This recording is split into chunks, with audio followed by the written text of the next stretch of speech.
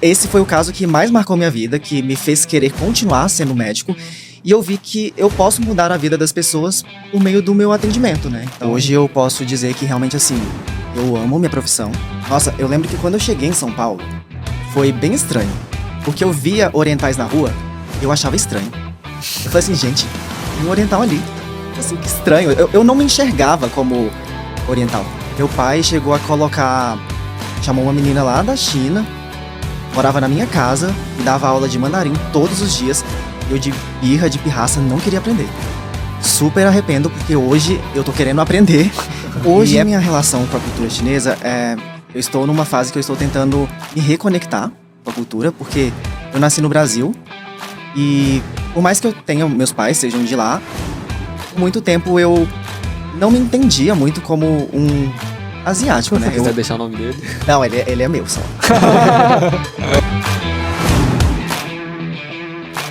E aí, família, eu sou o Gi, ele é Du. Esse é mais um episódio do Recast. E hoje temos o prazer de receber aqui o Dr. Clóvis, o médico das Dorameiras. Tudo bem, doutor?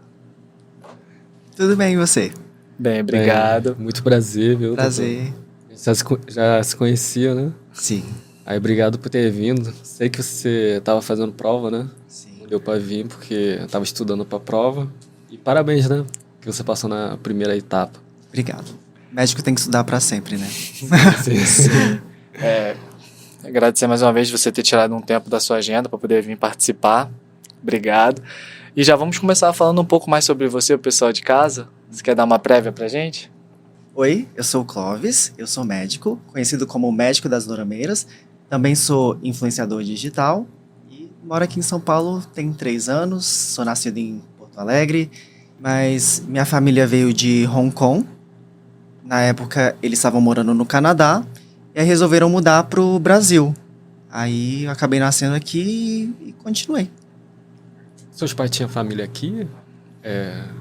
Não, a família da minha mãe tá toda em Hong Kong, né? Na época, a minha família tinha toda ficado no Canadá. É porque na época foi um período político complicado em Hong Kong. Eles não sabiam como seria, né? Porque a Inglaterra estava devolvendo Hong Kong para a China.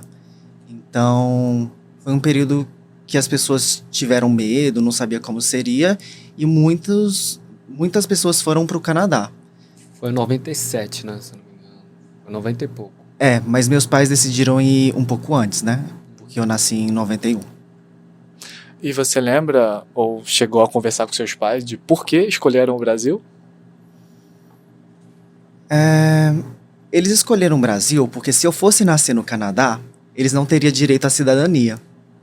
Então, como se o seu filho nasce no Brasil, os pais ganham a cidadania, né? Então, eles poderiam morar aqui. Esse foi um dos motivos. E o meu pai já tinha vindo antes a trabalho. E ele tinha gostado muito. Achou que seria um país com muitas oportunidades, né? E acabou escolhendo. Qual a sua relação com a cultura chinesa?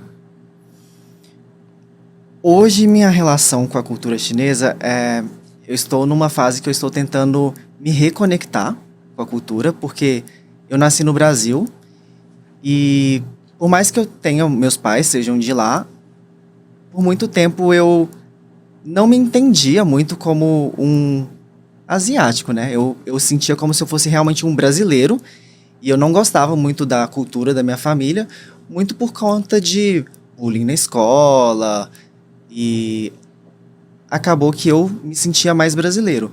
E aí, hoje, assim, com o crescimento da cultura asiática no mundo todo, eu senti uma necessidade de me reconectar com minha cultura e tô tentando, né? Mudei para São Paulo, aqui a cultura é muito maior, tem comida, tem amigos, né? Então, eu cresci mesmo em BH e lá não tinha muito, né? Hoje não sei como mas até os 27 anos eu praticamente não tinha nenhum amigo oriental. Então, Eu acredito que poucos estados brasileiros tenham tantos orientais como São Paulo, né?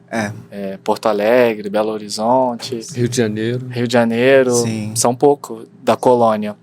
Mas conta pra gente, e seus pais, quando você era pequeno, eles tentavam te passar muito da cultura ou era algo que, tudo bem, se você quiser, se não quiser também, tudo bem?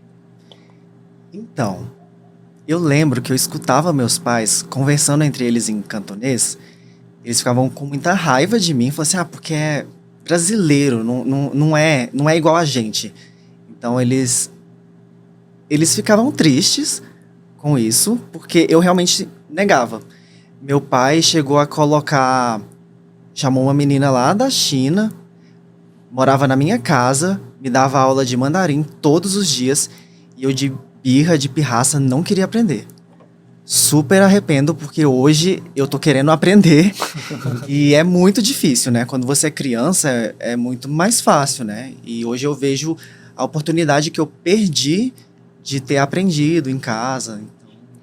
Mas eu acho que essa questão não é só você, entendeu, Carlos? Porque muita gente que passou aqui, o convidado, né, fala a mesma coisa, que no começo, quando era criança, não queria, tipo, assumir que era oriental. É. Queria, tipo, sou brasileiro, nasci aqui, e se afastar um pouco da cultura, né? Sim. Negando, quer dizer, você falou que nasceu em Porto Alegre. Você ficou quanto tempo lá em Porto Alegre? Eu basicamente só nasci, e aí meus pais não gostaram muito de morar em Porto Alegre porque o comércio lá era um pouquinho mais devagar. E aí eles resolveram mudar para BH e eles tinham um restaurante. E aí eu fui criado até os 27 anos lá. Restaurante chinês ou normal? É restaurante de comida chinesa e japonesa. Aí depois eles abriram outro restaurante com karaokê também. E voltando um pouco aqui, você falou que você tentava negar um pouco a origem, né, devido à questão de bullying, né? É importante falar isso porque quando você é diferente em algum lugar, normalmente sobra para você, né? Então podemos dizer que na sua infância você acabou sofrendo muito disso, mesmo você negando, mesmo agindo, só falando português, só tratando da cultura brasileira, mesmo assim aconteceu o bullying com você, né? Provavelmente você era o único oriental na sala, né? Na escola. Na sala... Tinha uma época que eu estudei numa escola que tinha, mas quando eu fui pra... É porque eu estudei na escola americana, lá em BH. Lá tinha oriental. Mas quando eu mudei pra escola brasileira, eu era o único.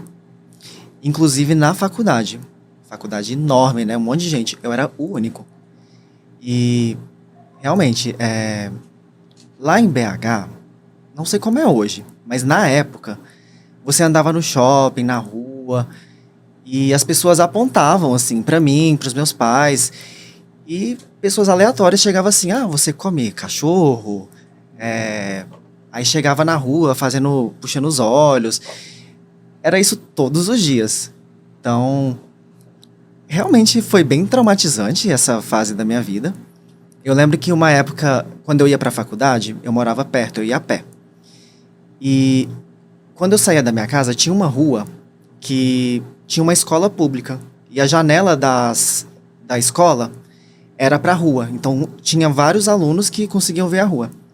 Todos os dias que eu ia pra faculdade, as crianças, os adolescentes começavam a gritar, Xing Ling.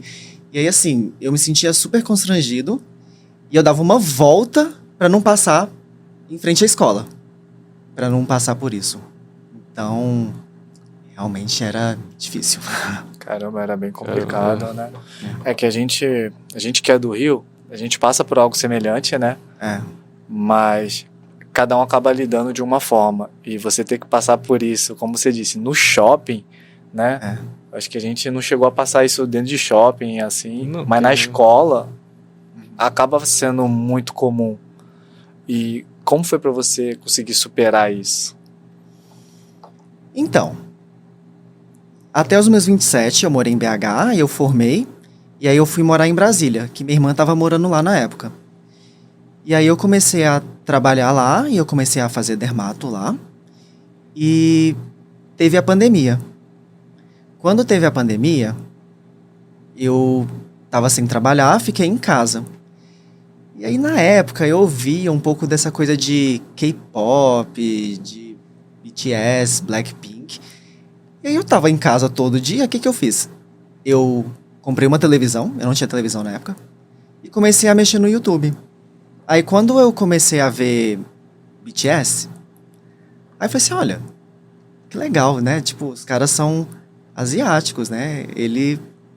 Por mais que sejam coreanos, assim, eles parecem, né? Aí eu falei assim, nossa, que legal, vou assistir mais. Aí comecei a assistir alguns vídeos e eu vi que eles eram muito bonitos, dançavam, cantavam, e eu vi que tinha muita gente que gostava. E aí nessa época, eu fiquei pensando, eu como asiático não me sentia bonito, não gostava de ser asiático, mas eu olhei pra eles e pensei, eles são asiáticos, são bonitos, são desejados, são bem-sucedidos. E eu pensei, eu também posso, eu também quero. E aí foi quando eu comecei a abrir os meus olhos para a cultura asiática. Aí eu pensei, eu tô em Brasília, aqui não tem nada. Eu preciso resgatar a minha cultura, preciso me conectar com pessoas que passaram pela mesma coisa que eu. E aí foi quando eu decidi que eu precisava mudar para São Paulo. Eu lembro que numa conversa com uma amiga minha, a minha melhor amiga, ela é psicóloga, inclusive. Eu falei pra ela, eu tava no telefone com ela assim, aos prantos, falei assim, nossa, eu não me sinto bonito, eu vou nos lugares, as pessoas falam que eu sou feio, eu me sinto fora do lugar, eu não me encaixava, assim. Por mais que eu tentava ser um brasileiro, eu nunca conseguia me encaixar. E aí minha amiga falou assim, você tem que ir para um lugar que você se encaixa, que as pessoas vão te entender, que as pessoas vão te valorizar. E foi isso que meio que me fez pensar sobre vir para São Paulo. Porque você já sabia que São Paulo tinha a maioria tudo oriental, né? Tinha muito Sim. oriental aqui em São Paulo. Sim. Então, quando você chegou aqui em São Paulo, você conseguiu se sentir melhor, você conseguiu se enxergar em mais lugares, podemos dizer assim, né? Nossa, eu lembro que quando eu cheguei em São Paulo, foi bem estranho. Porque eu via orientais na rua e eu achava estranho. Eu falei assim, gente, tem um oriental ali. Assim, que estranho. Eu não me enxergava como oriental. Tipo, E aí- ninguém mexia, ninguém falava olho puxado. E de ver na rua mesmo, eu não tô acostumado. Eu tava Sim, acostumado a ver só meus pais e minha irmã. E aí quando eu comecei a ver muitos, eu achava estranho. E falando português... E aí eu falei Mais assim, estranho ainda. hoje eu já vejo como algo normal, e porque é normal, né? Sim, sim. Mas hoje a maioria dos meus amigos são orientais e eu vejo que a gente se entende melhor. É diferente. É que nem a gente lá no É. Rio. É que lá no Rio também, a gente só via nossos pais e E a gente? a gente só. É, Tipo, cheguei aqui em São Paulo e falei, caramba, tem muito oriental aqui. E falam português. Muito descendente de japoneses, coreanos, chineses mesmo, né? A primeira colônia, acho que os japoneses estão há mais tempos aqui, né? Sim, já. Agora chegou os chineses, onde chega um chinês, chega um monte. Agora a colônia coreana também está bem forte. forte. E é aquela questão que você falou que você tem muitos amigos orientais, né? Eu acho que ajuda muito porque eu acredito que a maioria também deve ter uma história parecida com a sua, né? Então, uma forma de se identificar ali fica mais fácil. Então, eu lembro que meus amigos lá de BH, quando eu falava assim, cara, aquela pessoa falou uma coisa ali meio xenofóbica. Falou assim, eu lembro eu tava num sítio, numa roda de amigos, e aí o pessoal tava falando sobre beleza, né? Aí teve uma pessoa que falou assim, eu acho o Clóvis bonito. Aí a outra pessoa falou assim, eu não acho ele bonito, eu não acho pessoas asiáticas bonitas. E ninguém na roda achou aquilo problemático. Só que é muito problemático. Como que você consegue falar isso? Tipo, é xenofobia, né? E aí eu lembro que eu fui desabafar com os meus amigos na época. Hoje eu não sou mais amigos deles. E eu falei assim, nossa, achei chato a situação. Aí, brasileiro acha que é frescura. Acha que, tipo, é bobagem. Tipo, tô levando no pessoal. Mas não é, né? Tipo, eles não sentem o que a gente sente na nossa pele. E aqui, se eu falar isso pra você, vocês já devem ter ouvido isso e vocês sabem quanto que é ruim. Com certeza. Sim, a pessoa te julgar e te discriminar sem te É. conhecer e falar que você não pode ser bonito porque você é oriental. É, É um absurdo. Tipo, já Gigante. tem pessoa desconhecida falando isso de você. Imagina vindo É. de algum amigo, É. colega, assim, falando de você também. É bem difícil. é. Então, acho que a sua vinda para São Paulo conseguiu te abrir os olhos de uma forma, né, de enxergar Com que certeza. o seu lugar, né, de caramba, o Clóvis pode ser tudo ali. Tipo, Sim. o cara pode ser um cara bonito, pode ser um cara inteligente, Sim. não vai ter ninguém ali que vai te julgar. E hoje em dia você tem apoio das pessoas, né? Seus Sim. seguidores falam, caramba, olha, você é um grande dermatologista, Sim. você é um influencer, entre outras coisas, né? Sim. Então podemos dizer que você começou a ser influencer em Brasília. Na verdade, quando eu cheguei em São Paulo, eu estava desempregado e aí eu ficava na casa de um conhecido meu. E tava no finzinho da pandemia, não tinha muito o que fazer, ninguém saía direito. Então eu só saía pra entregar currículo e voltava pra casa, não conhecia ninguém. E eu ficava meio à toa. Aí quando eu vi esse amigo meu em casa, ele ficava mexendo no TikTok o dia inteiro. E eu não sabia o que que era. Eu era pessoa super low profile. Aí eu peguei e falei assim, deixa eu ver esse negócio aqui. Aí eu criei um perfil e comecei a ver. Só que eu não gosto muito de ficar vendo as coisas na internet. Aí eu pensei, eu não quero ver os outros. Eu quero aparecer. Eu já tava com isso na cabeça de, eu posso. E aí eu comecei a gravar vídeos e eu postava. E aí eu vi que o primeiro vídeo que eu postei teve muita visualização. Era basicamente eu dentro do carro escutando uma música, eu não tava fazendo nada. Aí eu pensei, eu acho que a internet gosta de mim. E aí eu comecei a postar mais vídeos. E também não tinha muito o que fazer, né? Ficava o fim de semana em São Paulo, não conhecia ninguém, não tinha amigo, não tinha trabalho. Aí eu comecei a fazer live. Aí eu fazia live todos os dias. E aí eu ia conversando com as seguidoras. E eu comecei assim. Caramba, tipo, um vídeo aleatório assim no carro, Foi. tipo, ouvindo uma música. Foi. Quando é que você começou a ter um segmento, assim, cara, eu preciso fazer vídeo de tal jeito, ou eu gosto de fazer um vídeo de tal jeito, assim? Você começou a desenhar o que você começou a realmente fazer? Assim, quando eu comecei, eu fazia muita trend. Que o TikTok, naquela época, era você fazer dancinha ou fazer uma dublagem. Eu não tinha muita identidade. E eu acho que o grande motivo das pessoas começarem a me seguir também tem pelo fato que os asiáticos estão mais em alta. E aí eu comecei a conhecer outros influenciadores, né? Tipo o Rieda, o Akira, o Marcel. E aí a gente começou a gravar junto. Então a gente fazia muito dancinha. Muita dancinha e as dancinhas viralizaram muito. A gente ficou muito conhecido na época, né? E com o tempo eu senti que o meu conteúdo não tinha muita identidade. Eu gravava BL também com o Akira. Mas a dancinha era do Marcel, Dorama BL era do Akira e eu não tinha o meu conteúdo. Aí lá pra 2022, 2023 eu senti que eu precisava começar a ter a minha cara. Foi quando eu comecei a mostrar mais do meu trabalho, foi quando eu comecei a falar mais da minha vida.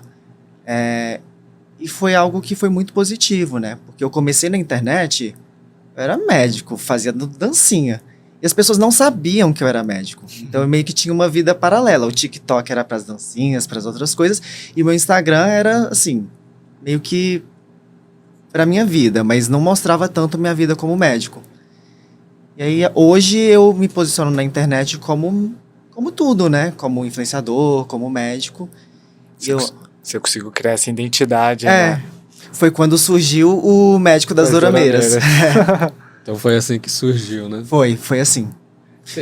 Essa época que você falou que estava desempregado, você conseguiu ganhar remuneração no TikTok?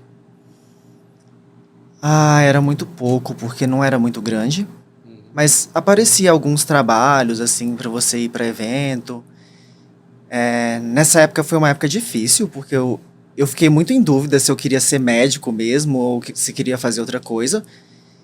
Mas foi muito bom, assim, porque estava desempregado, eu tinha tempo, acabou que eu cresci nas redes sociais por causa disso, né?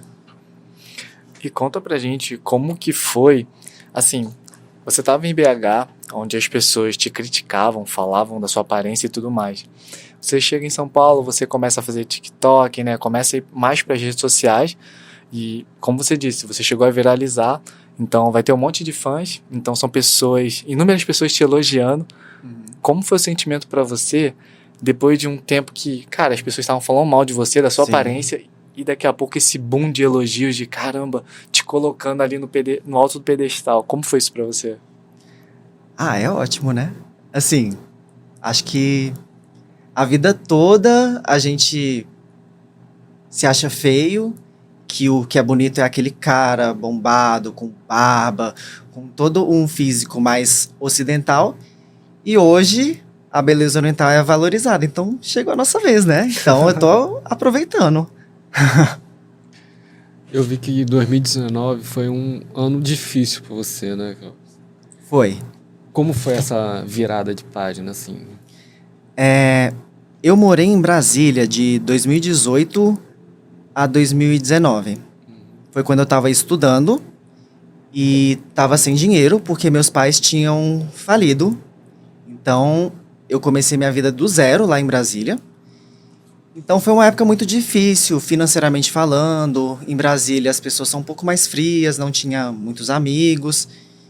E eu engordei muito nessa época. Eu cheguei a pesar 80 quilos, que é 20 quilos, 20 quilos acima do meu peso.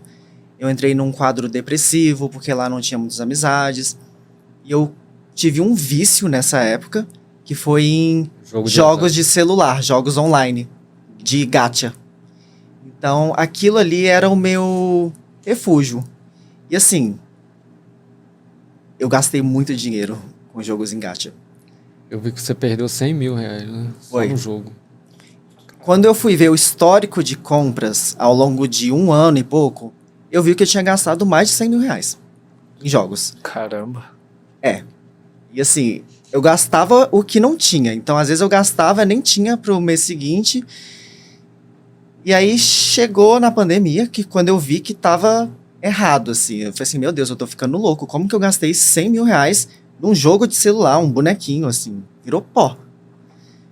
E aí eu apaguei os jogos. Hoje eu não jogo nada. Não posso jogar, porque foi um atraso de vida, né? E vindo para São Paulo foi como eu consegui superar essa depressão. Eu comecei a perder peso, comecei a me cuidar. Mas Brasília realmente foi uma fase muito difícil. Você chegou a beber, fumar também? Não, eu não bebo.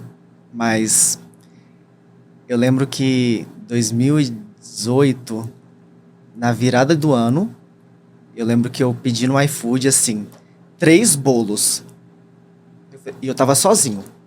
Eu falei assim, eu vou comer esses 3 bolos na virada do ano. E eu comi os 3 bolos na virada do ano. Foi assim que eu cheguei nos 80 quilos. Cara, é que assim, não tem como. Comer é uma das melhores coisas que tem. E te faz sentir muito confortável. Depois bate aquela bad, né? Mas naquele momento ali é um prazer. Depressão, essas coisas, né? Exatamente. Nossa, naquela época eu só comia e jogava. Eu tava num estado mental tão ruim que eu lembro que eu era tão viciado no jogo que teve uma época que eu tava fazendo um atendimento domiciliar. Eu escondi atrás do enfermeiro, eu peguei o celular e abri o jogo. No meio do atendimento. Eu tava louco naquela época. Hoje eu penso assim, meu Deus do céu, como que eu tive coragem de fazer isso? Mas minha saúde mental tava tão ruim que eu fiz isso. E é inacreditável eu pensar que eu fui capaz de fazer isso. Mas a gente é humano, a gente erra. E naquela época o vício era tão grande que até no meio do atendimento eu abri o celular para abrir o jogo. Tipo, na hora do jogo você se sentia melhor, né? Se sentia bem. assim. Tava lá esperando o enfermeiro Isso te fazer entretia. alguma coisa. Eu falei assim, não tô fazendo nada, eu vou abrir meu jogo. Aí você falou de um assunto que é muito importante, que hoje em dia é muito mais falado, saúde mental, É, né? Acho que tem que cuidar bem. Não adianta só cuidar do corpo se a mente não estiver bem, né? sim. E hoje em dia você consegue dosar bem isso, né? Hoje em dia você consegue praticar esporte e consegue É. cuidar um pouco melhor da saúde mental, né? São Paulo a vida é bem corrida, né? A gente fica doido, mas hoje minha saúde mental é boa. Mas assim, eu confesso que a rotina aqui exige muito da gente, né? Assim, você morou aqui em São Paulo, chegou aqui em São Paulo, aí fez TikTok. Quanto que foi que você conseguiu um emprego aqui em São Paulo? Foi muito rápido. Foi muito rápido? Foi. Foi depois que seus vídeos viralizou, essas coisas? Foi mais ou menos na mesma época. Assim, eu só realmente mudei definitivamente para São Paulo quando eu consegui um emprego. Eu acredito muito em Deus, assim, né? E eu acho que foi meio que uma coisa de Deus, que eu mandei um currículo aleatoriamente para um endereço que na verdade nem era uma clínica. Mas na verdade a dona daquele endereço tinha uma clínica. E ela viu e ela me ligou. E ela me contratou. E aí naquela época eu consegui ser credenciado na Prevent Senior, que é um convênio. E na época não credenciava médicos, né? Não sei o que aconteceu, acho que a pessoa me credenciou acidentalmente. E aí isso me deu um emprego. Então ela me contratou para atender os pacientes da Prevent Senior. E aí eu consegui mudar para cá. E aí 2 meses depois a Prevent Senior cortou. E aí... Mas eu já tinha feito um pezinho de meia, já tinha superado o meu vício. Aí eu tive tempo para procurar novos empregos. E fala pra gente como foi essa experiência do primeiro trabalho em São Paulo, com esse ritmo que é muito mais corrido. Foi tranquilo pra você? Foi um susto? Como foi isso? Com certeza, porque trabalhar em Brasília era bem mais tranquilo. Lá em Brasília, eu trabalhava de 9 até as 11 e de 1 até as 4. E eu folgava na quarta. Quando eu vim para São Paulo, eu trabalhava de segunda a sexta, de 7 às 6 da tarde, e ainda trabalhava sábado até meio-dia, Caramba. para ganhar o mesmo tanto. Realidade de São Paulo. No começo foi assim. Hoje o meu trabalho tá bem melhor, eu faço um investimento no consultório, então, graças a Deus, eu não estou dependendo do convênio, assim, só atender convênio para sobreviver. E também, o trabalho de influencer também tem uma renda hoje, né? E da parte de influencer? Você tinha alguma meta para ser só influencer? Ou você sempre pensou em encaixar isso com a parte da medicina junto? Eu acho que a internet é algo que meio que acontece, a gente não planeja, né? Se você vai crescer ou não, que é muito inesperado. Eu encaixei junto porque eu via que funcionava, mas não tinha muito uma meta de, eu quero ser só influencer, quero ser só médico. Eu acho que uma coisa que é mais difícil de você encontrar na internet hoje é uma pessoa que mostra a sua vida como ela realmente é. E assim, hoje na internet eu faço isso. Eu mostro como é a minha vida, que uma coisa... O meio médico critica muito quem tem rede social, né? Só que hoje a gente vive uma era das redes sociais. Não existe mais você não ter rede social. Então, quando eu comecei, tinha muito preconceito, né? Os médicos criticavam muito, TikTok, não sei o quê. E hoje tá todo mundo querendo fazer porque viram que dá certo. Então... nem sei o que eu tô falando mais, perdi. Não, imagina. Você falou que assim que começou no TikTok, aí foi pra dancinha, né? Foi. Você já sabia dançar ou Não. aprendeu na marra mesmo? Não, Era horas pra aprender. Era eu, Marcel e o Akira. O Marcel sabia dançar. Eu pegava mais rápido. E o Akira era o mais devagar de todos. Então, toda vez que a gente ia gravar um vídeo de, sei lá, 15 segundos, demorava umas 4, 5 horas. Eita. A gente começava assim. O Marcel ensinava o Akira e eu ficava esperando. Porque o Akira demorava muito pra pegar. Aí, quando eu via que o Akira tava mais ou menos, aí eu começava a pegar. E aí, depois de umas 2 horas assim, a gente começava a gravar. Mas dançar realmente não é o meu forte. E pensando agora, tipo, você sempre foi essa pessoa mais extrovertida? Porque, assim, começar a fazer vídeo, assim, do nada, botar a cara, assim, na frente das câmeras, não é uma coisa fácil. Você sempre foi assim, mais extrovertido, com essa parte de, fazer vídeo e tal? Ou foi uma coisa que você falou, tipo, como você disse, tava no tédio, vou gravar e vamos ver o que dá. Eu era meio low profile, né? Meu Instagram era trancado, eu não postava. Eu acho que eu tenho um jeito assim de conversar e tudo mais, porque eu fui criado em Minas. Em Minas as pessoas gostam de conversar, são mais extrovertidas. Eu acho que tem um pouco disso, mas foi uma coisa que eu aprendi mesmo. Eu era bem tímido. Você postava os vídeos direto, aí tinha bastante elogio. E quando recebia mensagem, assim, comentário criticando, assim, como você sentia? No Como começo, você lidou, né, na verdade? Hater sempre vai ter, né? Sim. No começo eu ficava muito mal. Eu ficava triste. E aí, às vezes, eu brigava com a pessoa. E teve até uma época que eu meio que me afastei das redes sociais por causa disso. Porque juntaram algumas pessoas pra me atacar. E eu fiquei com medo também, né? A gente nunca sabe se alguém da internet vai ser doido, vai querer te matar. E aí eu fiquei com muito medo nessa época. Mas hoje em dia, eu acho que é muito daquilo. Falem bem ou falem mal, mas falem de mim.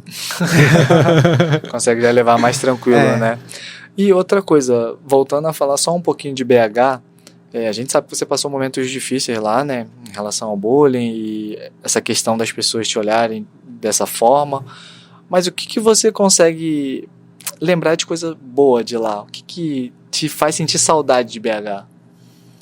Olha, por mais que tenha tido coisas ruins lá, eu acho que BH é maravilhoso. Eu tenho muita saudade de lá. As pessoas que são boas, né? Porque pessoa que é boa não faz esse tipo de coisa. BH é um lugar que você é muito bem recebido.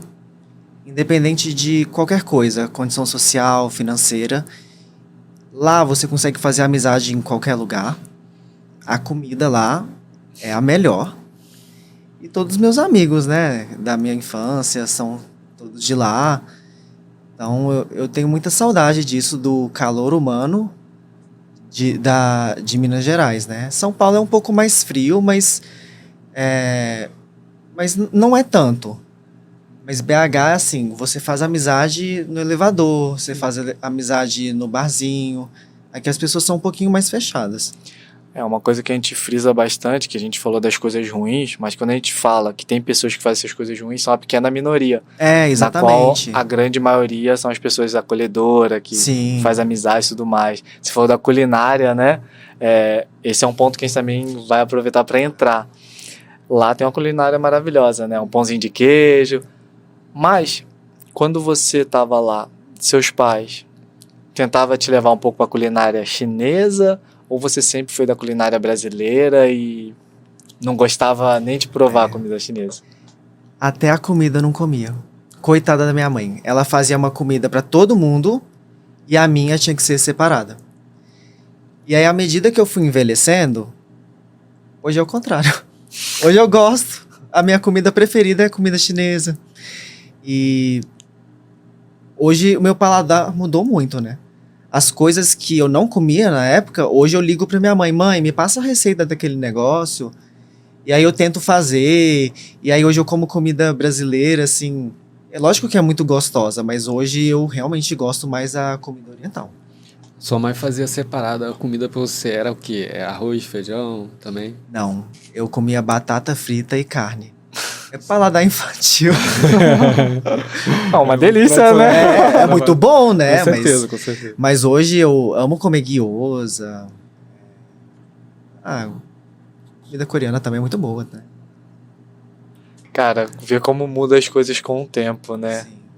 E você falou de gyoza, né? Pô, gyoza é maravilhoso, né? Sim. O frito, o A vapor a também. vapor. E você tem um sabor preferido? É o tradicional de carne de porco mesmo? Ou hoje em dia tem de carne bovina, de camarão? Eu gosto muito de carne de porco e de frango. Eu gosto. Nossa, de frango Frango é bom também. né? Eu achava que só carne de porco era bom. Aí uma vez eu provei o de frango e falei assim, nossa, Tem muito carne bom. bovino também. A de bovino eu não gosto. Não, né? Não. Cara, e que engraçado, né? É mó equilíbrio, né? Você gosta de gyoza e gosta de frango com quiabo, né? Eu amo frango com quiabo. Frango com quiabo e frango ao molho pardo, assim, uma das minhas comidas preferidas. E de comida chinesa, eu acho que a minha preferida mesmo é o hot pot. Nossa, é muito bom, meu Deus. Inclusive, a gente poderia ir, né?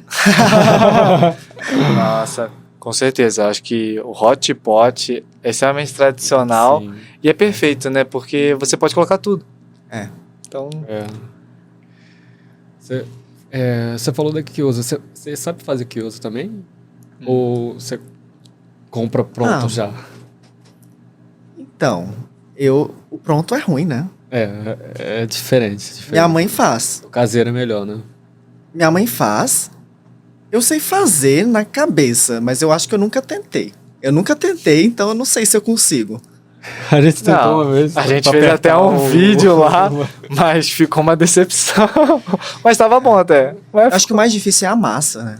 Sim, é que a técnica, tipo, de apertar, né? É, De fechar de ela. fechar parece tão simples, mas a gente tentou fazer e saiu, tipo, meio anormal o negócio. Mas pelo menos a gente Era um não padrão. deixou entrar o caldinho lá dentro. Acho que... Você falou da comida. A comida chinesa que você gosta mais é hot pot. É. Você falou que gosta de comida coreana. Qual que é também? Comida coreana e comida brasileira. Qual que você gosta? Quais são seus preferidos da comida coreana e da De cada culinária um. brasileira? O da brasileira falou, né? Frango quiabo. Brasileira é frango com quiabo e frango ao molho pardo. Chinesa eu gosto de hot pot e de gyoza. O gyoza eu gosto do chinês. Da coreana eu gosto muito de bibimbap. Bibimbap. Realmente, né? Então você é bem gosta gostoso. de comida bem apimentada ou normal? Gosto apimentada. Gosto. Você, como dermatologista, eu já ouvi falar, né? Não sei se é verdade ou se é um mito, que quando se come muita pimenta pode dar alguma inflamação na pele, algo do tipo. Isso é verdade? Existem alguns quadros dermatológicos que isso é verdade. Tem uma doença que chama rosácea, que é como se fosse uma inflamação na pele, e que quando você come pimenta, você promove uma vasodilatação e aí a sua pele pode ficar mais irritada. Mas a pimenta fazer mal é mais específico para alguns casos, não é para todo mundo. E tem uma coisa que eu queria te perguntar também, Totô. Eu acho que você ia explicar melhor e tem propriedade para falar isso. Sobre bebida alcoólica. Por que muito asiático fica vermelho depois que bebe bebida alcoólica? O G é um exemplo disso. Os orientais, eles não têm uma enzima para metabolizar o álcool. Então acaba que você fica bem mais vermelho, né? Não é que não tem, mas tem menos, né? E os orientais também, eles podem ter alergia, né? Igual no meu caso. Eu tenho alergia ao álcool. Então se eu bebo, eu fico todo vermelho. E se eu tomo antialérgico, eu não fico. E o álcool também, ele é vasodilatador, né? Então quando você tem vasodilatação, chega mais sangue. E aí, mais sangue na pele, fica rosinha, vermelhinho. Então são conjunto de fatores, né? Se você tomar antialérgico antes, não fica. Não. Se a pessoa tiver alergia, sim. Ah, sim. Mas assim, na maioria dos casos dos orientais é por causa dessa deficiência enzimática mesmo. Mas isso é normal pro asiático, né? De uma maneira geral, todo mundo que bebe fica meio vermelhinho, né? Mas o asiático fica mais. Porque fica bem vermelho mesmo, que nem camarão. É. Não, e aí vamos voltar a falar um pouco de dermatologia, né? A gente consegue ver aqui pessoalmente que sua pele é muito boa, né? Eu acho que isso vai muito também dos seus cuidados. Você teria uma dica básica, assim, para melhorar o cuidado da pele?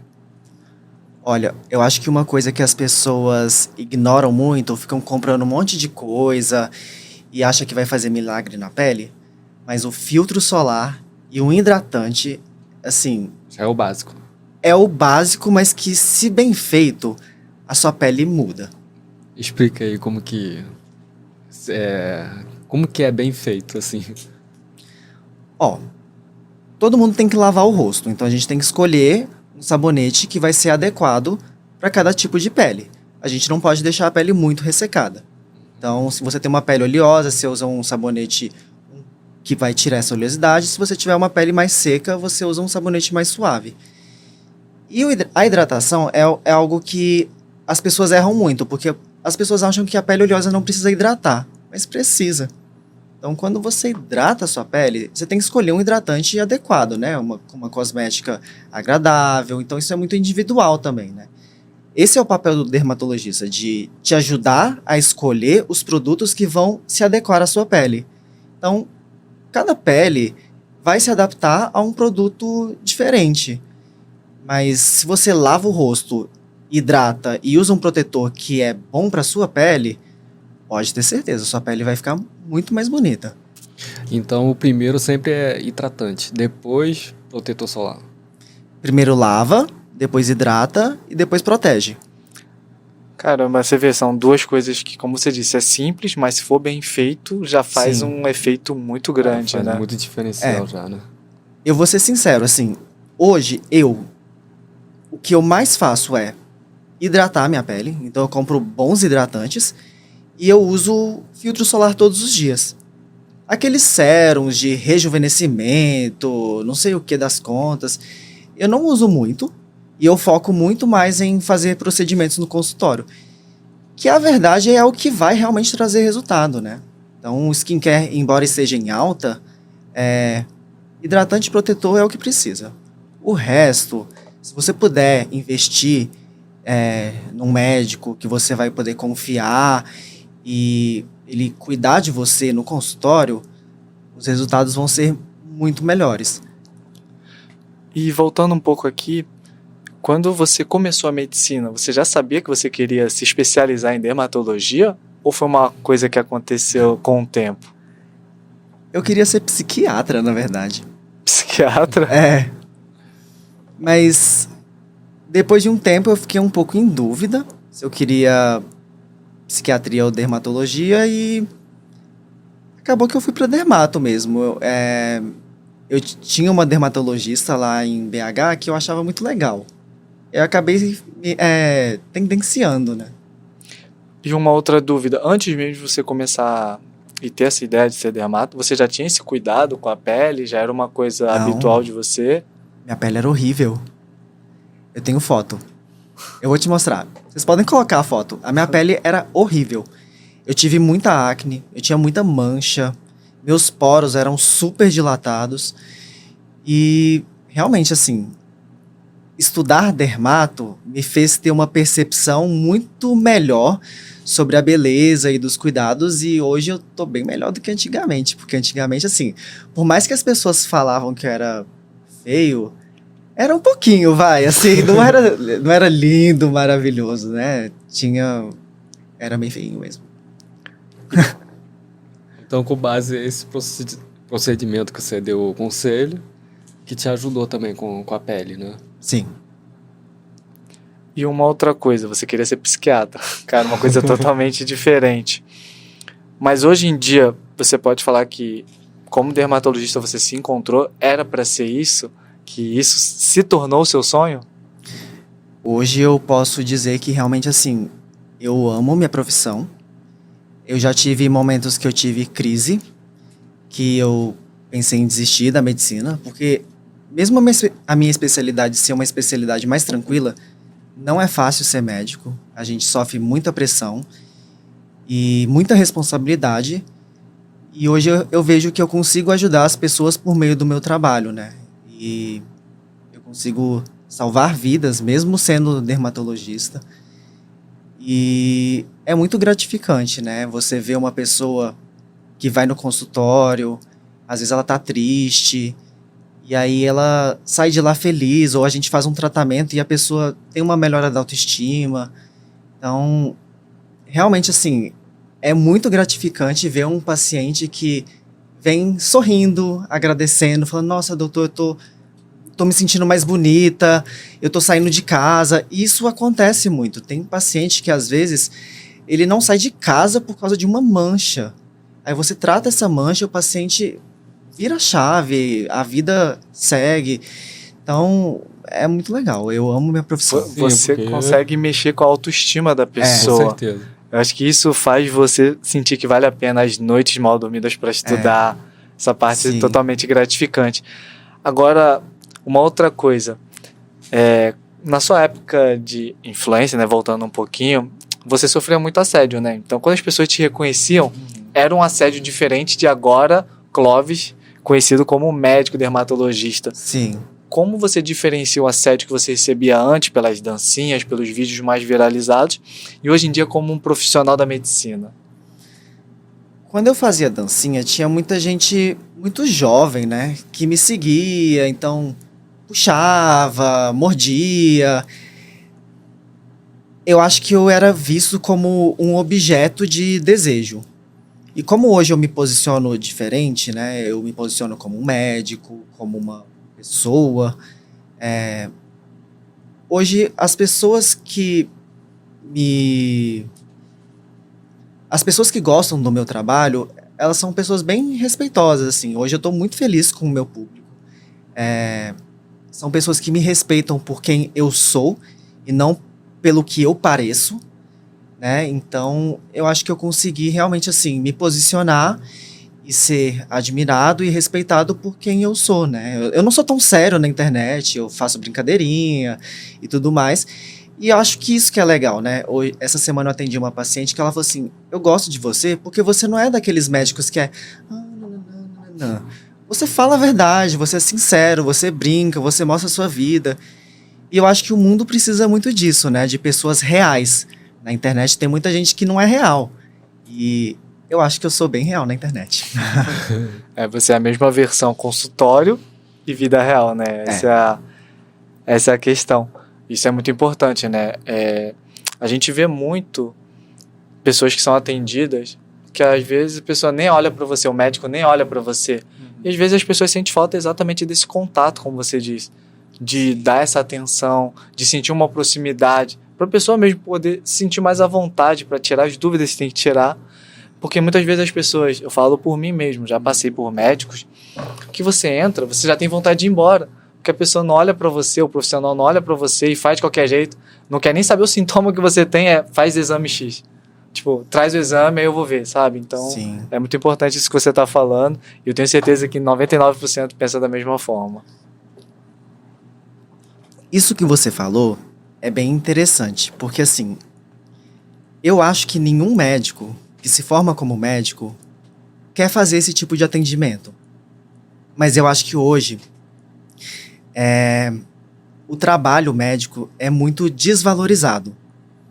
Então, o médico que faz um atendimento ruim, muitas vezes ele é vítima de um sistema de saúde que faz ser assim. Então, é uma coisa que eu estou tentando afastar... Desculpa, engasguei. Isso é uma coisa que eu estou tentando me afastar cada vez mais. Mas tem lugares que você trabalha que você é pressionado a atender rápido. Então, às vezes o médico ele não tem uma opção de te atender num período maior. Então, o sistema de saúde hoje, no Brasil, com os convênios, é muito difícil, porque a nossa mão de obra hoje, infelizmente, é uma mão de obra que está sendo cada vez mais sendo desvalorizada. Então, assim, Eu já trabalhei em clínicas que eu recebia R$ 15 para fazer uma consulta. R$ 15? É. Nossa, e a clínica recebe muito mais que isso, né? Às vezes também não, sabia? A clínica também não recebe tanto. Depende, né? Mas eu vejo que tem muitos médicos que estão numa situação assim. Então, eu tenho amigos que são médicos e trabalham em alguns lugares, não vou falar nome, mas que eles têm um reloginho e tem um cronômetro e ele tem que atender nesse tempo. E se passa do tempo, a gerência chama atenção. Caramba, mas isso acredito eu que seja antiético da parte da clínica, né? Pode isso? Assim, tô falando sem saber certamente se sim ou não, mas... O médico é a ponta mais fraca. A gente sempre pensa no médico assim como uma figura de autoridade, mas a verdade é que o médico é o lado mais fraco na hora de trabalhar em algum lugar, né? Então... A gente agradece que você esclareceu pra gente uma dúvida de muitas pessoas, eu acredito. Acho que muitas pessoas não imaginam. Não a gente sabe. mesmo não imaginava que são casos assim, né? Mas não acontecer isso. Se eu pudesse fazer um atendimento de 1 hora para todo mundo, eu faria, com todo prazer. Mas a gente sabe que não é assim, né? Na clínica que você atende, os pacientes que vão lá, qual o caso que você atende mais, assim? Depende muito da clínica que eu estou. Quando eu estou na Prevent Senior, eu atendo muita doença. Câncer de pele, é mais a parte de dermatologia clínica mesmo. Eu atendo servidores públicos também, então nessa clínica eu faço mais cirurgias, onde eu opero mais câncer de pele, tumor de pele, mas no consultório mesmo, que é onde os pacientes vêm da internet, eu faço muito a parte de estética. Então eu faço muito preenchimento, bioestimulador, laser. Mas no consultório eu também atendo muito a parte de doenças, porque eu gosto muito dessa parte também. E os pacientes, eles sempre procuram alguém que gosta dessa área e eu vejo que eles gostam de vir também. E uma área que, assim, eu tenho atendido mais, né, agora é cabelo. Então, tem muita gente que tem queda de cabelo, tem muito homem que tá ficando careca. E eu vi que é uma área que eu sou bom e tem muita gente que não sabe tratar cabelo. Então, a tricologia é uma área muito forte no meu trabalho e hoje, se a gente for parar para pensar, acho que mais da metade dos meus pacientes vêm tratar cabelo comigo. Nossa, implante capilar, assim, dói muito, assim? Então, eu cheguei a fazer processo, o curso de implante capilar, mas eu sou hiperativo. A cirurgia de implante capilar dura, 10, 15 horas. Eu não aguento ficar fazendo a mesma coisa tanto tempo. Então, eu hoje não gosto. Eu prefiro fazer mais a parte clínica e de procedimentos mesmo. Foi legal você comentar sobre a tricologia, né? Uma especialidade a mais que você faz, né? E é uma coisa que está sendo bastante procurada, né? A gente vê bastante hoje em dia. Eu não furar sua cabeça. Eu tenho um monte de paciente asiático ficando careca. Caramba. Muito. Mas muitos casos que eu vejo são normalmente pessoas com mais calvície. Mais calvície ou realmente careca mesmo? A calvície, no final das contas, chega a ficar careca, né? Então a gente tem que tratar o quanto antes. As pessoas têm uma falsa concepção de que, quando eu ficar careca eu começo tratamento. Não é assim. Quando você fica careca, aí é só implante. Caramba. Então, quanto antes você tratar, melhor. E quanto antes você trata também, melhor o implante, se você tiver que fazer. Mas dá pra descobrir antes, assim? Dá. A gente examina. Tem um exame que a gente olha com um aparelho que a gente vê em aumento. A gente pode fazer biópsia, a gente pode fazer exames de imagem para acompanhar. E essa é a parte mais difícil, que eu vejo que muita gente não sabe fazer, é realmente dar o diagnóstico. Então, hoje, tem muita gente que trabalha com cabelo. Tanto médicos como não médicos. E o principal problema é que as pessoas não sabem fazer um bom diagnóstico. Tem gente que não pede exames, não pede exame de sangue. não sabe interpretar o exame do couro cabeludo. E tem muito diagnóstico errado, viu? Eu já peguei paciente que tratou a vida inteira como uma queda de cabelo por falta de vitaminas, mas na verdade ela tinha problemas hormonais e aí acabou que ela tava ficando careca mesmo. Caramba, então são diversos fatores que pode causar a calvície barra... Então, melhor ainda, né? Que nem ele falou, dá pra prevenir antes de cair. E cabelo é uma área muito complexa também. A gente acha que é só cai o cabelo, ou então só a calvície genética. Mas, na verdade, existem outras doenças capilares, né? Tem doenças que causam cicatrizes no couro cabeludo, que são irreversíveis. E tudo isso precisa, às vezes, de fazer uma biópsia, precisa de um bom exame. Bom, então para quem está assistindo, esteja com esse problema, já sabe quem procurar, né? Dr. Clóvis é especialista em tricologia, né? Vai ajudar a resolver o seu problema, vai conseguir dar um diagnóstico mais preciso, né? Para poder adiantar o quanto antes, para poder ter um melhor resultado. Agora, voltando a falar um pouco das suas consultas, né? Qual foi o caso mais impactante que você já viu? Tem um caso que marcou a minha profissão. Eu nunca vou esquecer desse caso, que foi na época que eu estava em dúvida que eu ia querer fazer da minha vida. Se eu ia querer seguir como médico, se eu ia fazer trabalho como influencer, ou se eu ia para uma área completamente diferente. Eu estava bem, assim, desacreditado na profissão, eu estava meio triste. Estava começando aqui em São Paulo, não estava ganhando bem. E teve um paciente que chegou com uma manchinha, assim, no rosto. Não parecia ser nada. Mas alguma coisa me falou na minha orelha que eu deveria pedir um exame para ele.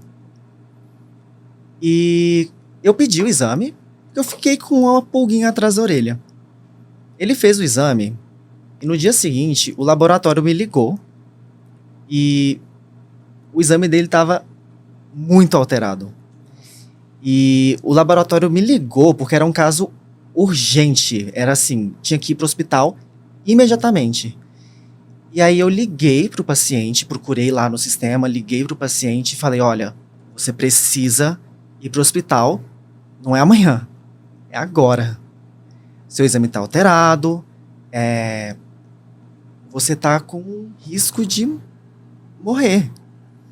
E a manchinha foi o que me fez pensar no diagnóstico, né? Na verdade, ele estava com uma leucemia aguda. Caramba. E ele estava, assim, prestes a ter um sangramento gravíssimo. Então, assim,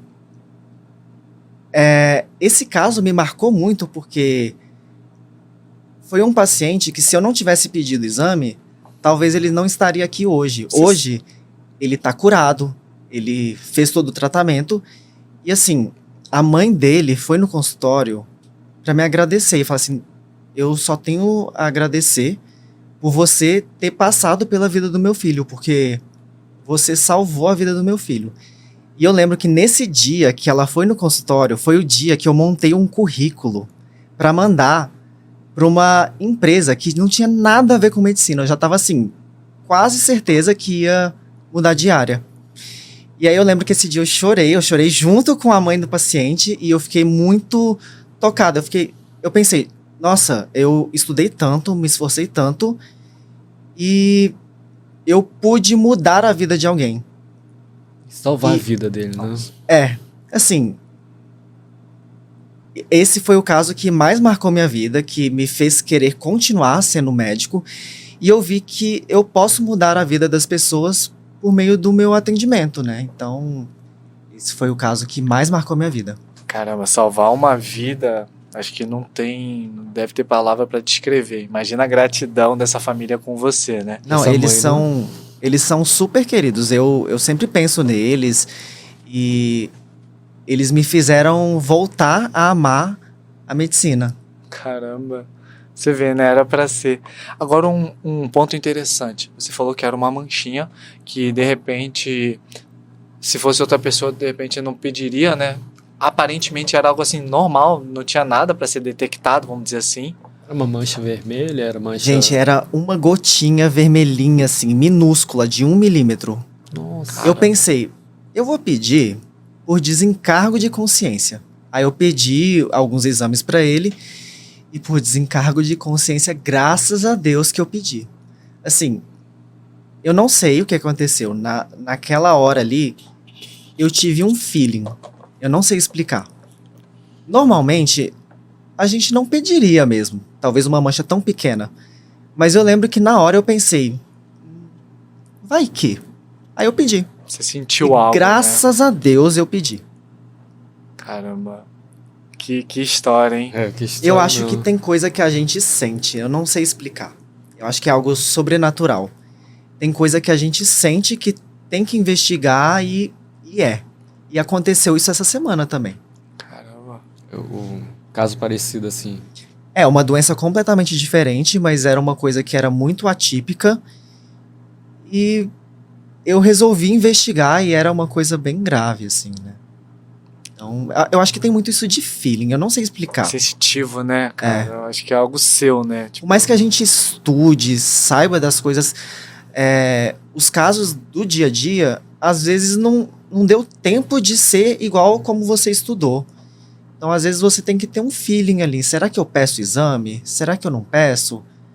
É porque aquilo, como você disse, o que você estuda te levaria... Pô, essa mancha é minúscula, não há necessidade de um exame. Sim. Então, acho que isso é de pessoa para pessoa, né?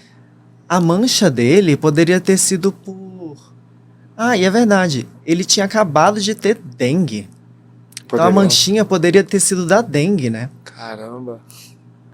Que história, hein? Que história. História mesmo. Não, parabéns, né? Salvar uma vida. Você tem que frisar isso, cara. Você salvou uma vida, tipo, numa coisa ali que ninguém poderia imaginar. Então, com certeza não teria como ser outro momento a não ser esse de ser tão marcante. Foi realmente assim. Eu nunca esqueço. E conta pra gente mais ou menos como é sua rotina hoje em dia. Você tá conseguindo conciliar bem o estudo com o trabalho, com a parte de influência? Como tá sendo? É difícil. É bem difícil. Hoje eu trabalho todos os dias. Pra conseguir lidar com isso, com minha rotina... Porque querendo ou não, né? Você ser influencer é uma profissão. Você trabalhar na internet é uma profissão.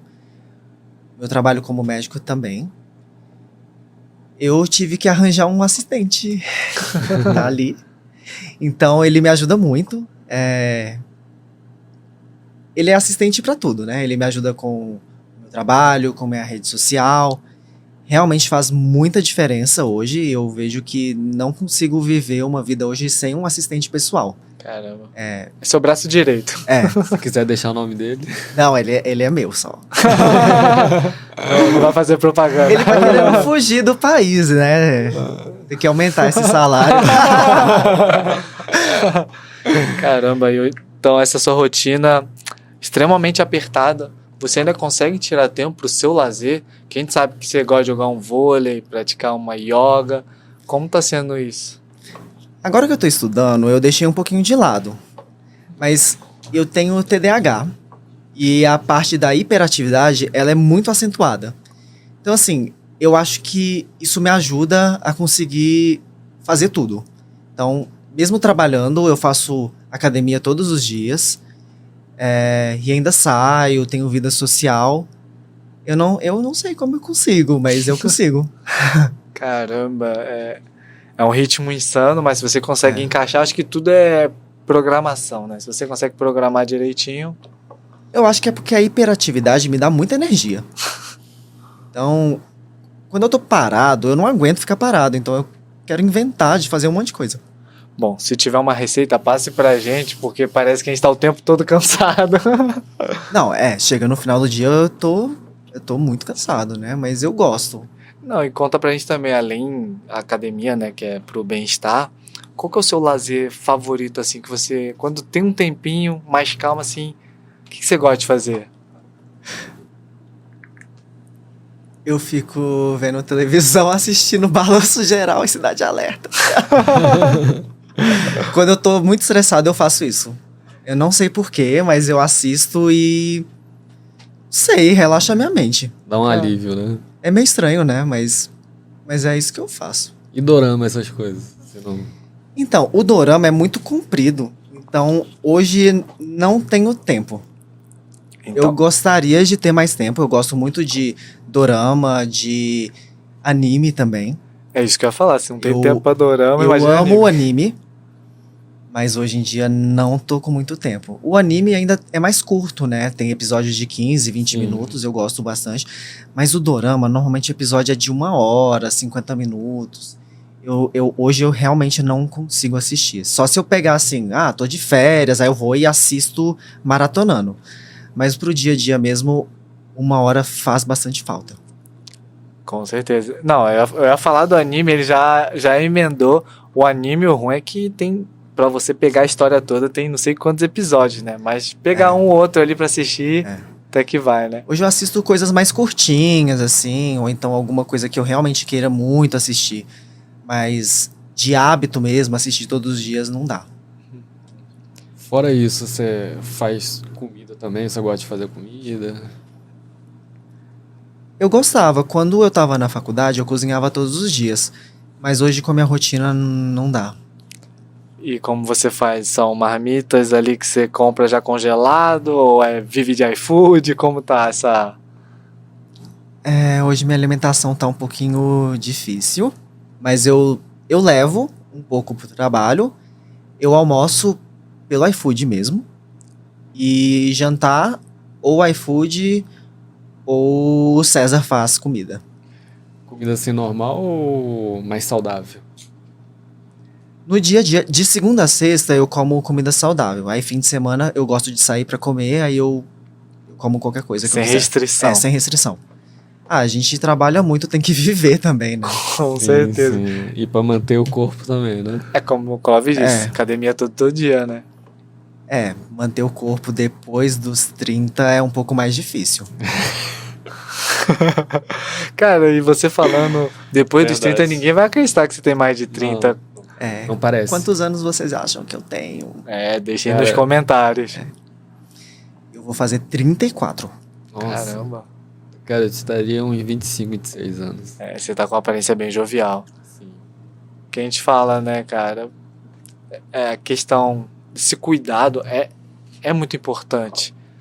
Então, isso faz uma grande diferença. Eu me sinto jovem, sabe? Por mais que eu tenho 33, eu acho que eu tô, assim, no auge da minha vida. Tô trabalhando, tô saindo. E eu acho que essa questão de idade, hoje em dia, é mais como você se sente, né? Não tem muito isso. Antigamente, 30 anos já era assim, tá casado, tá com filho. Mas hoje você... É como você se enxerga, né? Hoje eu me vejo como uma pessoa jovem. 30 e pouco é jovem. jovem. Hoje em dia. Eu acho que eu sou É jovem, jovem. sim. E eu acho que ajuda muito você ser uma pessoa muito ativa, assim, tipo academia, trabalho, cabeça sempre cheia, assim, vamos dizer. Então isso te mantém mais ligado. E como você disse também, a questão de ser imperativo. Isso te ajuda muito a conseguir fazer tudo, ter essa energia e não aparentar ter mais que 30 anos, né? Eu puxei minha mãe é assim. E assim na rua, o pessoal te vê como você parece mais com o coreano, falam que você é chinês. Então, quando eu era novo, as pessoas falavam que eu era japonês. Eu acho que os brasileiros, eles acham o que você é da cultura que tá mais em alta. Então, na época, o Japão tava muito em alta. Teve uma época que a China ficou muito em alta. E hoje a Coreia tá mais em evidência, né? Hoje, as pessoas acham que eu sou coreano. Até eu achei também. Os próprios coreanos acham que eu sou coreano. Mas eu não sei muito porquê. Talvez o jeito de vestir. Meu sobrenome também, ele é chinês e coreano, né? Então, fica essa dúvida. Então, Yang pode ser tanto chinês quanto coreano. Sim. Então, fica essa coisa bem duvidosa mesmo. Mas eu no dia lá, pensei, antes de te conhecer pessoalmente, né, jurava que você era coreano. Aí depois, quando você falou lá, falei, caramba, não parece mesmo. Mas até os coreanos acham que eu sou coreano. Mas é aquilo que você falou. Eu acho que muitas pessoas têm essa dificuldade de diferenciar. A gente às vezes tem, então imagina Sim. para as pessoas que não vivem no meio. Então, como você disse, quando estava em alto em japonês, as pessoas pensavam que todo mundo era japonês É. e agora todo mundo que lá é no Rio coreano. também, muita gente acha que Sim. Não, um oriental era japonês. sim. E ele falou a questão do sobrenome Yang. É. Cara, teve um caso engraçado que uma vez eu tava jogando futebol, né? Aí tinha um menino lá chutando bola, aí tava com a camisa escrito Yang. Aí eu falei, cara, é chinês. Aí o menino, sei lá, eu chutei a bola pra lá, fui pedir pra pegar, né? Fui falar logo em mandarim. Aí ele olhou assim pra mim, tipo, aí começou a falar em português, tipo, o que você tá falando? Não entendi Aí eu nada. fiquei meio, caraca, sério? Eu falei, você não é chinês? Aí ele, não, eu sou coreano e tal. Cara, esse foi o dia que eu descobri que Yang serve pro coreano, tanto pro chinês. Mas vocês se sentem ofendidos quando alguém erra a sua etnia? Oi? Cara, eu não ligo. Foi mal. Desculpa, eu não ouvi a pergunta. Vocês se sentem ofendidos quando alguém erra a sua etnia? Ah, não. Hoje em dia eu acho que é bem tranquilo. Não liga muito, não. Eu não me importo muito também. Eu acho que assim, quando a pessoa vem e fala com você, se você. Coreano, tudo bem. Aí depois que você conversa com a pessoa, aí você fala a sua etnia e a pessoa continua falando, eu acho que aí já não é tão legal, né? Mas não porque seja a etnia, mas eu acho que é questão respeitosa, né? Se eu te conheço, eu sei seu nome, eu vou falar seu nome. Ou se eu sei sua nacionalidade, eu vou falar sua nacionalidade. É porque a pessoa não tá respeitando a individualidade, né? Eu acho que se a pessoa conhece, fica uma coisa chata. Mas se a sim. pessoa não sabe, tudo bem. Parece que tá te zoando, né? Parece que tá... Sim.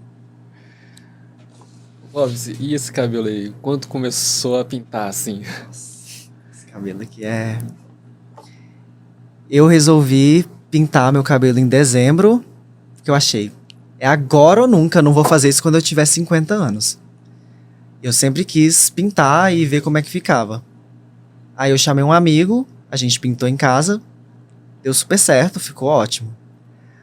Só que eu não sabia que era difícil retocar, né? Retocar a raiz é muito difícil. E aí, o que aconteceu? Meu cabelo passou por 12 descolorações, Nossa. porque eu fui testando e errando. Aplicava o produto e aplicava tudo errado, e isso eu fiz tudo em casa, né? E no final das contas foi uma tragédia, e agora meu cabelo tá recuperando. Mas eu gosto, eu acho legal. Cara, eu vou te falar, essa cor eu acho bem legal. Sim. Eu já pensei em fazer, só que aí eu não sei se eu tenho coragem de mudar assim. Eu gosto do cabelo assim porque eu acho que eu fico meio diferente. É legal, assim. As pessoas me olham na rua, elas olham bastante, assim. Parece que, sei lá, talvez eu seja famoso. Eu tenho essa sensação, tipo, o pessoal fica olhando, assim. Parece que tem um brilho ali, né? Depois que eu pintei o cabelo, o povo olha bastante. Tipo, algum cantor famoso. Algum K-pop, né? É legal chamar atenção, né? Sim. A gente sabe que pintar cabelo pode prejudicar, né? O que você faz pra manter assim tratado? Não tá muito hidratado, né? Mas é caro, viu? É caro. Eu descobri que você ser loiro, platinado, é muito caro.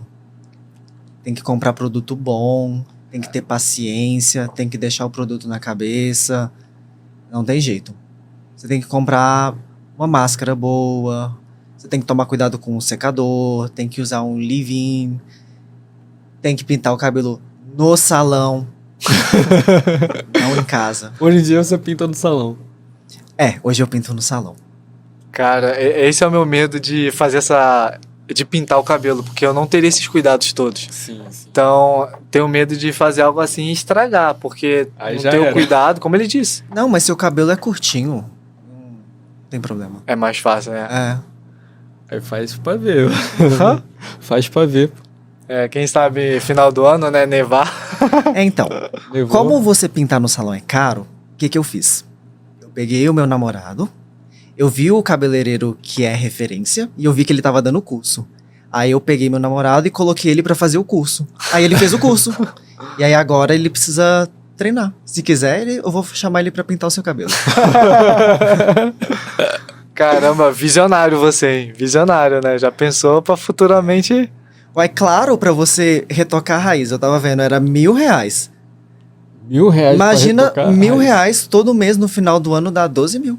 Caramba! E qual o macete pra, tipo, retocar a raiz? Tem que fazer com alguém que sabe, né?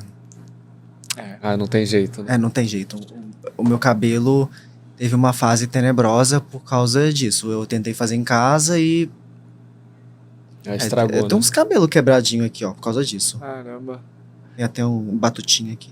Não, hoje em dia o que a gente vê na internet de vídeo, que acontece que a mulher vai lavar e o cabelo vai saindo, né? O meu Exatamente. teve um pouco. Caramba, também? Mas aí precisou fazer algo pra reconstruir ou só Tratamento, perdeu né? um pouquinho? Então, eu fui no salão, inclusive eu fui num cabeleireiro que ele é muito bom, o Elias. E aí ele salvou meu cabelo. Se não fosse isso, É, realmente. eu ia raspar. Eu ia raspar. Raspar? Caramba, corajoso. E aí, qual é o cabelo? Meu cabelo tava branco, laranja, amarelo e preto. E E- quebrado? É mais fácil deixar e começar do zero, né? É. Aí ele pintou tudo de uma cor. Deixou...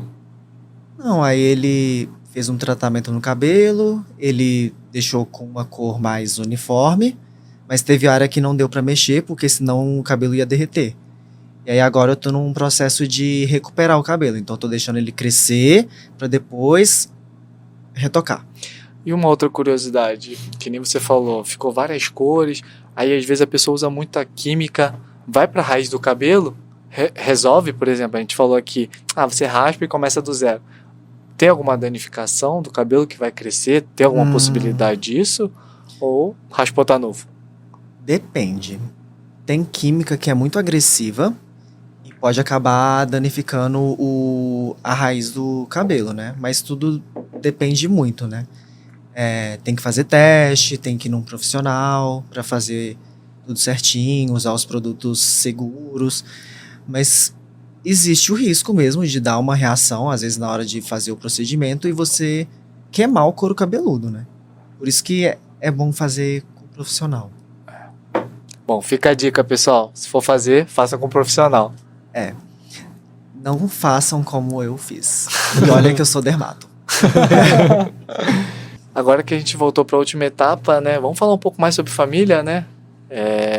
Conta pra gente como é a sua relação com a sua família. Na minha casa, é bem engraçado, na verdade, porque eu não falo cantonês direito, mas eu consigo entender. E minha mãe não fala português direito, meu pai também não fala português direito. Então, em casa, eu converso com meus pais um português misturado com cantonês e também inglês. E muitas vezes eu não consigo falar o que eu quero pra minha mãe e minha mãe não consegue falar o que ela quer pra mim. E aí precisa da minha irmã, porque minha irmã realmente fala cantonês e fala português direitinho. Então eu mando mensagem pra minha irmã e a minha irmã manda mensagem pra minha mãe. Tem que ter uma tradução. E eu também tenho um irmão. Meu irmão, ele mora em Taiwan. Tem muitos anos que ele tá lá, então eu não tenho tanta proximidade com ele. A minha irmã mora em Brasília. Hoje a gente é bem próximo, a gente é bem amigo. E meus pais moram em Brasília também. Você entende tudo cantonês? Não tudo. Eu acho que quando eles conversam, eu consigo entender tipo uns 70%, 80%. E, assim, ainda bem que tem a sua irmã pra fazer essa ponte, né? Você já parou pra pensar, se não tivesse sua irmã pra fazer essa ponte, como seria essa comunicação? Então, é porque quando eu era pequeno, meus pais estavam trabalhando muito, então não tiveram muito tempo de me ensinar. Então, nem é culpa deles, né? Foi uma época que estava crescendo. E realmente, assim, é só o básico mesmo que dá pra conversar. Você falou que seus pais vieram de Canadá, então seu irmão nasceu lá ou nasceu na Hong Kong mesmo? Toda a minha família nasceu em Hong Kong, só eu que nasci no Brasil. Aí, meu sobrinho e minha sobrinha nasceram aqui no Brasil. E você já chegou a voltar alguma vez? Eu fui pra Hong Kong quando eu tava na 6ª série. A ideia é que eu morasse lá, mas eu não adaptei. E na época eu não queria morar lá, né? Hoje, não sei, se eu pudesse voltar no tempo, talvez gostaria de morar lá. E depois eu fui a turismo quando eu tinha uns 19 anos. Desculpa. Mas eu não sou muito próximo, assim, da família da minha mãe. Meu pai não tem família, assim. É uma história difícil e não tenho família mais viva. E como é a sua relação com seus irmãos? Como minha irmã fala bem o português, a gente tem uma relação muito boa. A gente conversa no WhatsApp. Quando eu era mais novo, minha irmã brigava muito comigo, porque ela é 12 anos mais velha do que eu. Ela tem 46. Então ela é como se fosse uma segunda mãe. Então ela brigava demais comigo, então eu tinha um rancinho dela. Mas depois de um tempo, assim, hoje que eu sou adulto, né, a gente tem uma relação bem equilibrada, nós somos amigos e a gente não briga mais. Tem muito tempo que a gente não briga. E seu irmão que está em Taiwan, você consegue ter uma conversa? Porque provavelmente ele não fala português, né? Então...